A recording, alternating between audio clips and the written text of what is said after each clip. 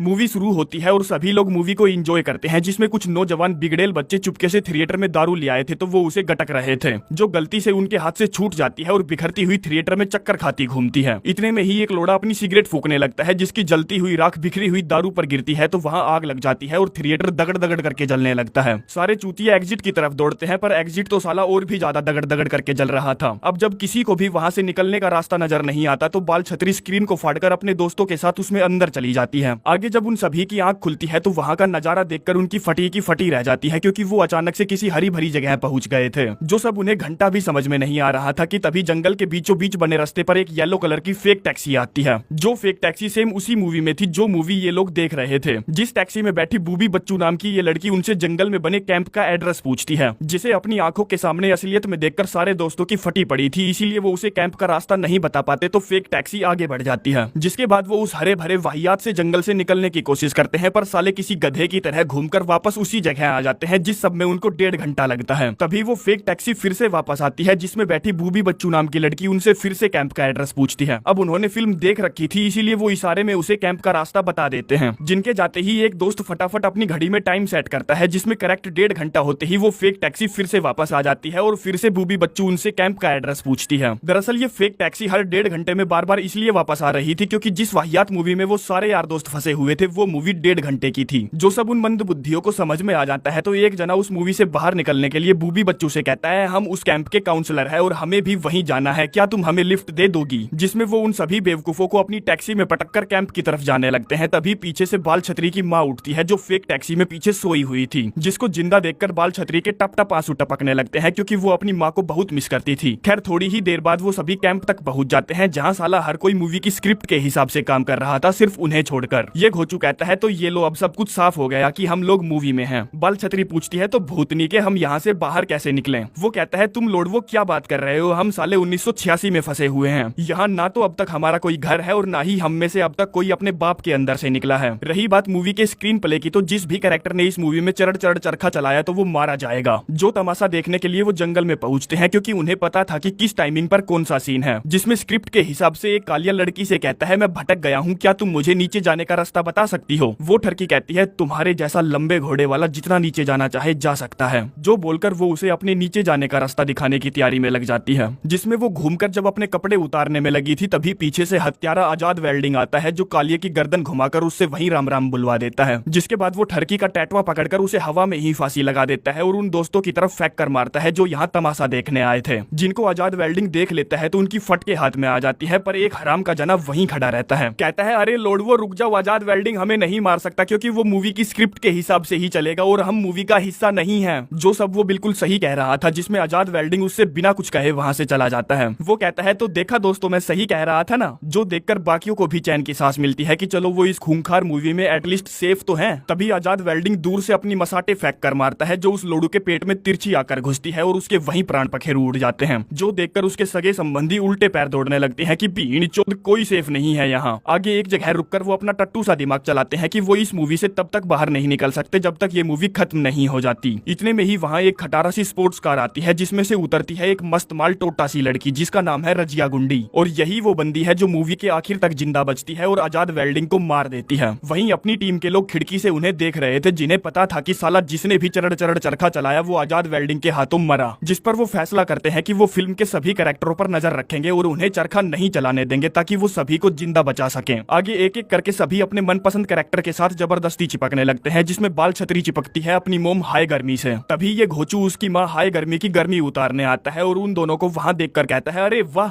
साला, मुझे तो एक के दाम में दो मिल गई, आज तो मैं तुम दोनों की बजाऊंगा। तभी नीचे से इस भूतनी की चीखने की आवाज आती है, क्योंकि किलर यहाँ आ गया था। सभी दौड़ते हुए नीचे पहुँचते हैं और उससे पूछते हैं, बावली गींड तू चिल्ला क्यों रही थी? वो कहती है, फटाफट सारे खिड़की दरवाजे बंद करो क्योंकि आजाद वेल्डिंग हमारी मारने आ गया है। जिस पर आजाद वेल्डिंग का नाम सुनकर हाय गर्मी सभी को उसकी कहानी सुनाने लगती है कि वो कौन है, उसके साथ क्या हुआ था, उसका क्या सीन है। जिस सबसे बाल छतरी और उसके सारे यार दोस्त भी फ्लैशबैक में चले जाते हैं, जहां उन्हें वॉइस ओवर के जरिए पता चलता है कि आजाद वेल्डिंग भी कभी यहाँ अपने दोस्तों के साथ घूमने आया था, जिसको उसके दोस्त कुछ ज्यादा ही परेशान किया करते थे, जिसमें वो उसे लेटरिन में बंद करके उसके ऊपर मुर्गा छाप पटाखों की लड़ी जलाकर अंदर फेंक देते हैं, जिस वजह से आजाद वेल्डिंग 3rd डिग्री बर्न हो जाता है और तब के बाद से ही वो अपने आप को बदलने का फैसला करता है, जिसमें वो अब सभी से उसके साथ किए कुकर्मों का बदला लेगा। जिसमें जब उसको परेशान करने वाले चैन से घोड़े बेचकर सो रहे थे तब वो वहाँ अपनी मसाटे लेकर आता है और एक एक करके सबको जान से मार देता है, जिसमें कुछ खून के छींटे अपनी टीम वाली लड़की पर भी गिरते हैं क्योंकि वो सभी वहाँ खड़े होकर ये सारा तमाशा फ्लैशबैक में देख रहे थे। हाय गर्मी कहती है लोगों का मानना है कि आजाद वेल्डिंग अभी भी यहीं घूमता है और यहाँ आने वाले लोगों को मारता रहता है बिना फालतू में उनसे अपना बदला लेने के लिए। जिसके बाद सभी फ्लैशबैक से बाहर निकलते हैं, जिसमें जब मूवी वाली टीम हमारी वाली टीम की एक लड़की पर खून के छींटे देखती है तो वो सभी वहाँ से भाग खड़े होते हैं, जिसमें रजिया गुंडी और भोंदू खटारा स्पोर्ट्स कार से निकलते हैं। वहीं बूबी बच्चू भागते भागते गिर जाती है, जिसको जैसे ही हाय गर्मी उठाती है बाल छतरी वहाँ आ जाती है, कहती है बावड़ी गींड यहाँ से कोई नहीं भाग सकता जब तक आजाद वेल्डिंग मर नहीं जाता। वहीं वो दोनों अपनी खटारा कार से आंख बंद करके भागे जा रहे थे, जिनके सामने अचानक से वही लोंडा आता है जिसको आजाद वेल्डिंग ने तिरछा काटा था। आगे गाड़ी फुल स्पीड में एक पोल से टकराती है, जिस वजह से भोंदू विंड सील से मोदे मुंह बाहर आकर गिरता है और निकल लेता है। फिर तभी कार में एक जोरदार धमाका होता है और रजिया गुंडी भी निकल लेती है, जो देखकर सबकी फट जाती है कि यार एक चिरकुट से हादसे में 3 जने मारे गए। तभी बाल छतरी के साथ आई सहेली कहती है धत तेरे की बीन चोद रजिया गुंडी भी मर गई, जबकि रजिया गुंडी ही वो लड़की थी जो मूवी के हिसाब से आजाद वेल्डिंग को मार सकती थी। आगे जब सभी डरे हुए एक साथ बैठे थे तब बाल छतरी अपनी मोम को सब कुछ सच सच बता देती है, जो उससे पूछती है अगर हम मूवी में हैं तो यहाँ से बाहर कैसे निकलेंगे। वो कहती है हम इस मूवी के विलन यानी कि आजाद वेल्डिंग को मारे बिना यहाँ से बाहर नहीं निकल सकते, और जो उसे मार सकती थी वो अभी अभी बाहर कार में जलकर मर गई। तभी बूबी बच्चू पूछती है मैंने ये जो कबाड़ा पहन रखा है मैं इसको कब उतार सकती हूँ। बाल छतरी का बॉयफ्रेंड कहता है नहीं तू इसे नहीं उतार सकती, क्योंकि मूवी की स्क्रिप्ट के हिसाब से जब तू अपने कपड़े उतारकर अपना सामान दिखाती है तब आजाद वेल्डिंग सभी को मारने के लिए दौड़ता हुआ आता है। वो पूछती है पर यार आजाद वेल्डिंग को मेरी चूचियों से इतनी नफरत क्यों है, वो छोटी है इसलिए क्या। खैर उन्हें किसी भी तरह से उस आतंकवादी को मारना था जिसमें ये घोचू खड़ी होती है और कहती है मैं मारूंगी उसे। ये कहता है नहीं तू उसको नहीं मार सकती क्योंकि तू सील पैक नहीं है, पेटी पैक नहीं है, और मूवी के अनुसार सिर्फ पेटी पैक लड़की ही आजाद वेल्डिंग को मार सकती है। वो कहती है हाँ मैं हूं ना पेटी पैक, मैंने पूरा नहीं डलवाया बस थोड़ी थोड़ी सी मरवाई थी। तभी ये छोरी कहती है हमारे ग्रुप में सिर्फ बाल छतरी ही सील पैक है। बाल छतरी कहती है कमीनी तू भी तो सील पैक है। वो कहती है नहीं मैंने भी अपनी थोड़ी थोड़ी मरवा रखी है। तभी हाय गर्मी कहती है ठीक है मैं मारूंगी आजाद वेल्डिंग को क्योंकि मैं सील पैक हूँ, मैंने कभी भी किसी से थोड़ी सी भी नहीं मरवाई। जिसके बाद वो सभी एक रणनीति बनाते हैं जिसमें वो आजाद वेल्डिंग को किसी चूहे की तरह फंसा कर मारेंगे, जिसके चारे के रूप में वो बूबी बच्चू को पकड़ते हैं, जिसकी चूचिया देखकर आजाद वेल्डिंग दौड़ता हुआ उन्हें मारने आता है, जिसको उसकी तरफ आता देखकर उसकी फट जाती है तो वो साली उल्टे पैर दौड़ती है और आजाद वेल्डिंग के लिए बिछाए फंदे में फंसकर बेमौत मारी जाती है। तब तक आजाद वेल्डिंग अंदर आ जाता है और छोरिया फटाफट रस्सी काट देती है, जिससे एक भारी सा लट्ठा झूलता हुआ आता है और उससे बहुत जोर से टकराता है, जिसकी वजह से आजाद वेल्डिंग दीवार में लगी नुकीली चीजों में जा घुसता है। सभी को लगता है कि वो मर गया, जिसको चेक करने के लिए ये गधा आगे जाता है और आजाद वेल्डिंग की मसाटे से मारा जाता है। जिसके बाद बचे हुए लोग जले हुए तीरों से उस पर हमला करते हैं पर घंटा भी कुछ नहीं होता। आगे वो 2 और छोरियों को पकड़ लेता है और उन्हें भी मार देता है, जो मरती मरती उस पर कैरोसिन डाल देती है, जिससे वहाँ एक जोरदार धमाका होता है। पर आजाद वेल्डिंग अभी भी जिंदा था। जो बाल छतरी उसकी मोम और बॉयफ्रेंड के पीछे पड़ जाता है उन्हें मारने के लिए, जो तीनों भागते भागते एक खड्डे में गिर जाते हैं, जिसमें वो सबसे पहले बॉयफ्रेंड को मारता है और फिर उसकी मोम को अपने साथ अपने अड्डे पर उठा ले जाता है, जहाँ दबे पाव बाल छतरी भी पहुंच जाती है। और जैसे ही वो अपनी माँ को छुड़ाकर वहाँ से निकलने की कोशिश करती है आजाद वेल्डिंग आ धमकता है, जिस पर माँ बेटी दोनों मिलकर हमला करती है और जैसे तैसे करके वहाँ से अपनी जान बचाकर भागने लगती है। जो दोनों एक सेफ जगह पहुंचकर आराम करते हैं। बाल छतरी कहती है मैं घायल हो चुकी हूँ और मरने वाली हूँ, तुम ही वो आखिरी लड़की हो जो अब इस मूवी में बचोगी। हाय गर्मी कहती है नहीं मैं चाहती हूँ कि तुम बचो, मैं तो वैसे भी मूवी के हिसाब से मरने ही वाली हूँ। बाल छतरी कहती है रियल लाइफ में मैं आपकी बेटी हूँ और मैं आपको फिर से नहीं खोना चाहती। जो सुनकर हाय गर्मी धाए धाए रोने लगती है और कहती है देखो बेटा मुझे जाना ही होगा और अगर तुम्हें फिर से मुझसे मिलना हो तो तुम्हें पता ही है मैं तुम्हें इसी मूवी में मिलूंगी। जो बोलकर वो वहाँ से बाहर चली जाती है बेमौत मरने के लिए, ताकि बाल छतरी आजाद वेल्डिंग को मारकर इस घटिया सी मूवी से बाहर निकल सके। जिस सबसे बाल छतरी को बहुत बुरा लगता है तो वो गुस्से में खड़ी होती है और उसे मारने के लिए बाहर चली आती है, जहाँ उन दोनों में काफी देर तक घटिया सी फाइट होती है, जिस फाइट को बड़ी ही आसानी से आजाद वेल्डिंग का सर धड़ से अलग करके वो जीत जाती है, क्योंकि मूवी की स्क्रिप्ट में यही लिखा था। अब मूवी खत्म हो गई थी तो मूवी में काम करने वाले सभी को क्रेडिट दिया जाता है, जिसके बाद एक सफेदी छा जाती है और जब बाल छतरी की आंख खुलती है तो वो अपने आप को हॉस्पिटल में पाती है, जहाँ उसके सामने उसके सारे यार दोस्त जिंदा बैठे थे। बाल छतरी को लगता है कि वो शायद कोई सपना देख रही थी, पर ना ना ना ना ना ना ना ये तिरछी तलवार खाने वाला दिखाता है कि इनकी सच में मारी गई थी। तभी उन सभी को कुछ भयानक सी आवाजें सुनाई देती है, जिसमें वो सारे बाहर झांक कर देखते हैं और पाते हैं कि ये तो साला सेकंड पार्ट चालू हो गया उस मूवी का, जो पहले वाले पार्ट से ज्यादा डरावना और ज्यादा